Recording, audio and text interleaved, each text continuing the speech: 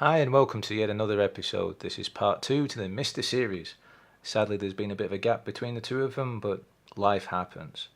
Now let's have a look at the DE10 Nano. Across the bottom here, that's what that is, the DE10 Nano, so that's what it looks on both ends at the bottom.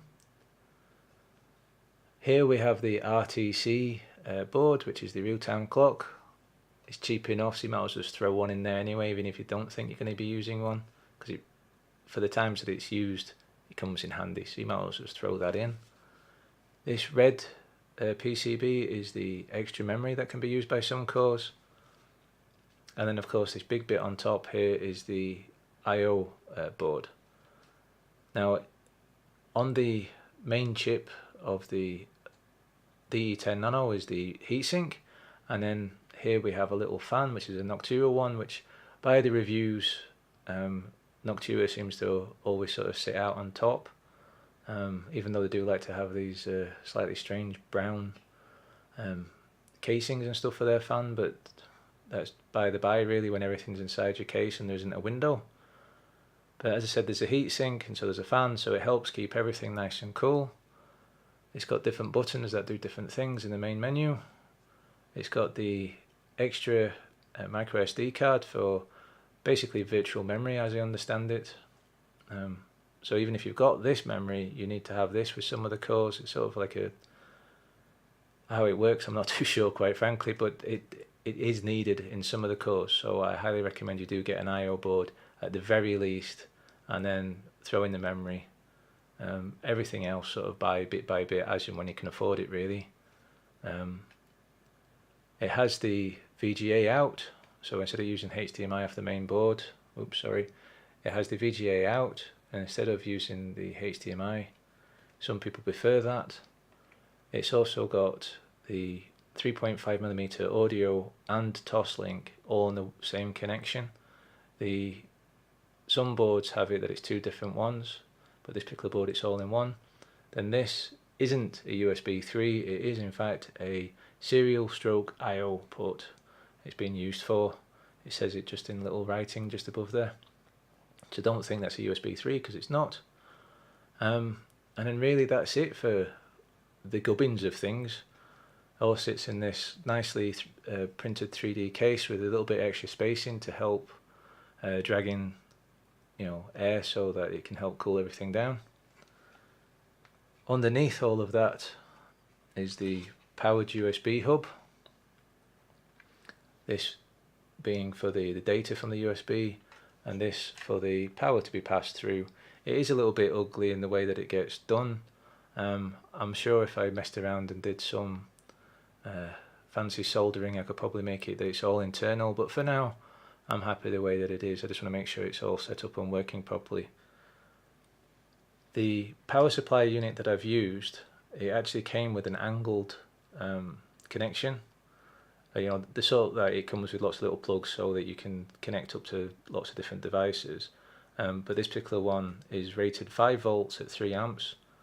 So there's more than enough juice going through. Obviously you need to find a 5 volt adapter, or power supply unit, sorry.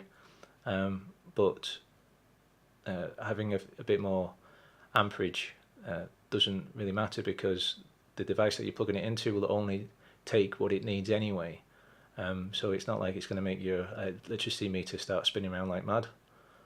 But this particular one all fits very nicely within the case that I got from Thingiverse. So I will leave a link in the description below on that one.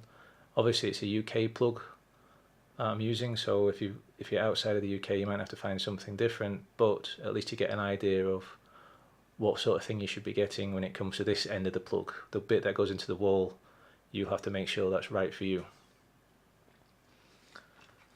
And then a bit of a boring bit really, but it's just the top of the case, so it's got a little extra buttons to press down onto the I/O board because there is quite a gap in between. There we go. In between there and the Nano board itself, so the I/O board itself, but it gives that extra space for air to just flow around. One of the panels on the case, it has actually got it for the Toslink and for the 3.5mm. I'm wanting to redesign this so that it is just for the port that I've got, where it's got the 3.5mm and the Toslink all under one connection. I never designed this case, I'm not taking credit for it, as I said in the last video, but I do want to redesign this and print it out myself and make sure that it's there, just so there isn't a wasted hole, if that makes sense at all. But apart from that, that's everything that's here. What I want to do in the next video is show you how to actually set up a micro SD card on getting it going so that you can actually boot, and then adding a core, and then adding a game. I'll use just a demo, but you get the idea from there on what you need to do for everything else. And then what I'll do is make a series on doing those for if and when people are interested on, they're having problems getting a core going. I'll experiment around and see if I can get the core going, and I'll show how to actually do that for that particular core. So if you need the I/O board and need the extra micro SD card and so on and so forth. So if you do have any problems that you're having, let me know, and if I can't solve it, what I'll do is I'll try to find people to help me solve it, and then I'll create a video on how to solve that problem. But as I say, the next video what I want to do on for the MiSTer is just to get it up and running, really, just to show the step-by-step. So there'll be